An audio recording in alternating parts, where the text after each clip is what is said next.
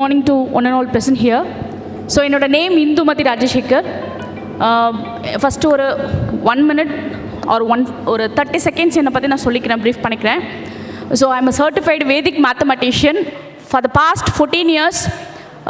Placement trainer, freelancer. Actually நான் வந்து quantitative aptitude அப்படின்ற ஒரு ஸ்கில்லை ட்ரெயின் பண்ணுற ஒரு professional trainer engineering colleges, arts and science காலேஜஸ்க்கு.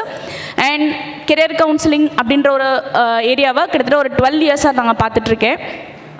இப்போது அடுத்த ஒரு 10 to 15 நிமிஷம் ஸ்டூடெண்ட்ஸ்க்கும் சரி, இங்கே இருக்கக்கூடிய பேரண்ட்ஸ்க்கும் சரி, என்ன விஷயங்களை நான் ஷேர் பண்ணணுன்னு வந்திருக்கேன் அப்படின்னா, ஸ்டூடெண்ட்ஸ் +1 10th முடிச்சுட்டு +2 முடிச்சுட்டு நீங்கள் கோர்ஸ் செலெக்ஷன் பண்ணும்போது, காலேஜ் செலெக்ஷன் பண்ணும்போது நான் அப்சர்வ் பண்ண மிஸ்டேக்ஸ், நீங்கள் ரிப்பீட்டடாக செஞ்சுட்டு இருக்கக்கூடிய உங்களோட சீனியர்ஸ், உங்களோட சூப்பர் சீனியர்ஸ் செஞ்சுட்டு இருந்த மிஸ்டேக், அதே மாதிரி காலேஜ் டேஸில் ஸ்டூடெண்ட்ஸ் ரிப்பீட்டடாக செஞ்சுட்டு இருக்கிற மிஸ்டேக்ஸ், அதோட இம்பேக்ட்டு அவங்களோட கெரியர் சக்ஸஸில் எந்த அளவுக்கு மோசமாக இருக்குது அப்படின்ற விஷயத்த உங்களுக்கு ஷேர் பண்ணுறதுக்காக தான் நான் இப்போ நான் வந்திருக்கேன். பிகாஸ் எப்போவுமே வந்து பசங்கள்ட்ட இருக்கிற ஒரு பெரிய பிரச்சனை, சரி தப்புன்னு தெரியாமல் ஒரு விஷயத்த செஞ்சுட்டு, இப்போ ஒரு கோர்ஸ் செலெக்ஷனோ ஒரு காலேஜ் செலெக்ஷனோ எடுத்துகிட்டு அது 3 வருஷ கோர்ஸோ 4 வருஷ கோர்ஸோ இல்லை 5.5 வருஷ கோர்ஸோ ஒருத்தரோட கம்பல்ஷனால் இல்லை ஒருத்தரோட இன்ஃப்ளூயன்ஸ்னால் நம்ம சூஸ் பண்ணிவிட்டு அந்த 3 வருஷம் 4 வருஷம் 5 வருஷத்துக்கு அப்புறம் ஏன்டா இந்த கோர்ஸை சூஸ் பண்ணோம், ஏன்டா இந்த காலேஜை சூஸ் பண்ணோன்னு ரெக்ரெட் பண்ணி அதனால கெரியர் இழந்தவங்க நிறைய பேர். லைஃப்பை காம்ப்ரமைஸ் பண்ணிட்டு வாழ்கிற ஸ்டூடெண்ட்ஸும், காம்ப்ரமைஸ் பண்ணிட்டு வாழ்கிற பேரண்ட்ஸ் நிறைய பேர். ஸோ அந்த மிஸ்டேக்ஸ் வந்து நீங்கள் பண்ணக்கூடாது அப்படின்றதுக்காக நீங்கள் பண்ணக்கூடாத ஒரு சில விஷயங்களை மட்டும் நான் உங்களுக்கு ஷேர் பண்ண போகிறேன். பிகாஸ் இங்கே வந்து எல்லா குரூப்லேருந்து வந்திருக்கீங்க, maths biology, maths computer science, அதே மாதிரி ஆர்ட்ஸ் குரூப்லேருந்து வந்திருக்கீங்க, காமர்ஸ் குரூப்லேருந்து வந்திருக்கீங்க. ஸோ எல்லாருக்கும் கொடுக்கக்கூடிய ஒரு காமன் இன்ஃபர்மேஷன்ஸ் அடுத்த ஒரு 10 நிமிஷம் நான் ஷேர் பண்ண போகிறேன்.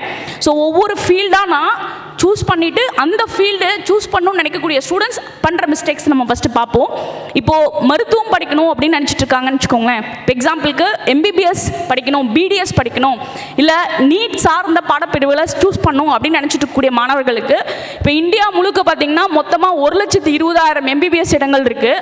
ஆனால் அப்ளிகேஷன் போடுறாங்கன்னு பார்த்திங்கன்னா போன வருஷம் 25 லட்சம் மாணவர்கள் வந்து அப்ளை பண்ணாங்க. அதில் ஒரு 13 லட்சம் மாணவர்கள் வந்து குவாலிஃபை ஆனாங்க, அதாவது பாஸ் ஆகிட்டாங்க.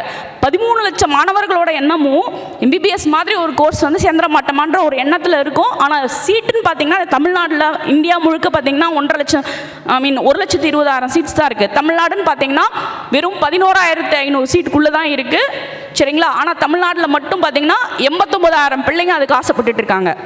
இங்கே வந்து நீங்கள் ஸ்டூடெண்ட்ஸ் வந்து மார்க் முன்ன பின்ன இருக்குது, எனக்கு நினச்ச காலேஜ் கிடைக்கல அப்படின்ற விஷயங்கள் ரைட். அதாவது நான் என்ன சொல்ல வரேன்னா, நீட் எக்ஸாம் அப்படின்ற ஒரு விஷயத்தில் ப்ரிப்பரேஷன்லேருந்து ஸ்டார்ட் பண்ணி மார்க் வந்ததுக்கப்புறம் அவங்களுக்கு ஓரளவுக்கு நல்ல சேஃப் ஸ்கோரை எடுத்த ஸ்டூடெண்ட்டுமே அவங்க பண்ணுற ஒரு பெரிய மிஸ்டேக் எங்கே தெரியுங்களா?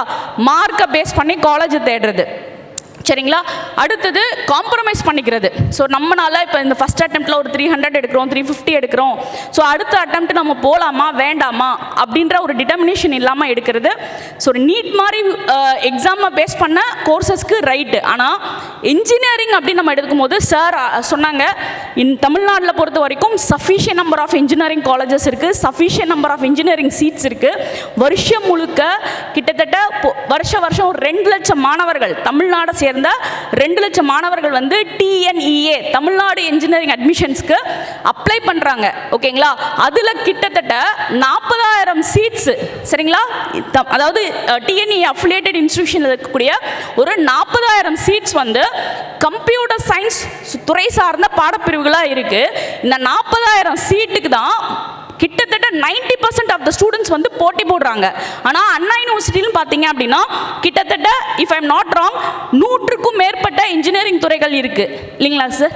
ஆனால் ஸ்டூடெண்ட்ஸ் என்ன பண்ணுறாங்கன்னா கம்ப்யூட்டர் சயின்ஸ் ரிலேட்டடாக காலேஜை சூஸ் பண்ணணும் அப்படின்ற ஒரு விஷயம் பண்ணுறாங்க. இதோட இம்பேக்ட் என்ன நடக்கும் அப்படின்னு கேட்டிங்கன்னா, காலேஜஸ் அவங்களுக்கு நல்லபடியாக கிடைக்கிறது இல்லை.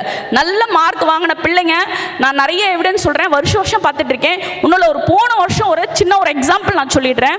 195 மார்க் இன்ஜினியரிங்கில் கட் ஆஃப் நல்ல மார்க்கா இல்லைங்களா? 195+, நல்ல மார்க் தானே, ரைட்? அப்போது அந்த 195 மார்க் எடுத்த ஸ்டூடெண்ட் பண்ண ஒரு பெரிய தப்பு. நம்ம மார்க் எடுக்கிறதே பெரிய போராட்டமாக இருக்குது. மார்க்கை வச்சுட்டு நான் சொல்கிறது ஒரு எக்ஸாம்பிள், இந்த மாதிரி நிறைய பேர் இருக்காங்க. அந்த ஸ்டூடெண்ட் பண்ண ஒரு பெரிய மிஸ்டேக் என்ன தெரியுங்களா?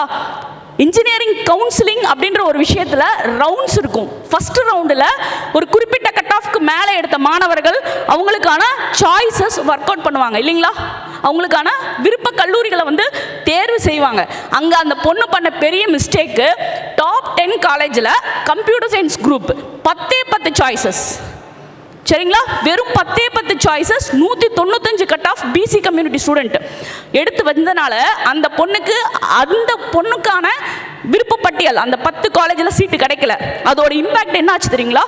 செகண்ட் ரவுண்டு கவுன்சிலிங்கில் அந்த பொண்ணு பார்ட்டிசிபேட் பண்ண வேண்டிய நிர்பந்தத்துக்கு உள்ளாயிடுச்சு. அப்போது இங்கே என்ன நடக்குது? Pre determination. ஒரே விஷயம் தான், எனக்கு கம்ப்யூட்டர் சயின்ஸ் வேணும், டாப் காலேஜ் வேணும், எனக்கு மார்க் நல்லா இருக்குது, 195 மார்க் நான் எடுத்து வச்சுருக்கேன், அப்போ எனக்கு டாப் காலேஜில் கம்ப்யூட்டர் சயின்ஸ் கோர்ஸ் மட்டும்தான் வேணும். அந்த பொண்ணு பண்ண மிஸ்டேக்ஸ் புரியுதுங்களா?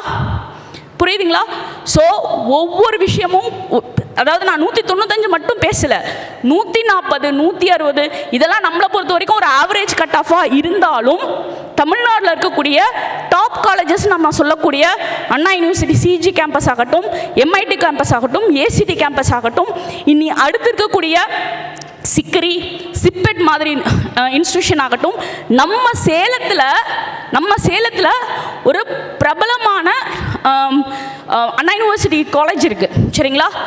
நம்ம சேலத்தில் Indian institute of handloom technology கேள்விப்பட்டிருக்கீங்களாப்பா? நம்ம எல்லாமே சேலம்லேருந்து தானே வரோம். Yes or no? Indian institute of handloom technology Ponnammapettai gate இருக்கு இல்லைங்களா, அங்கே இருக்குது.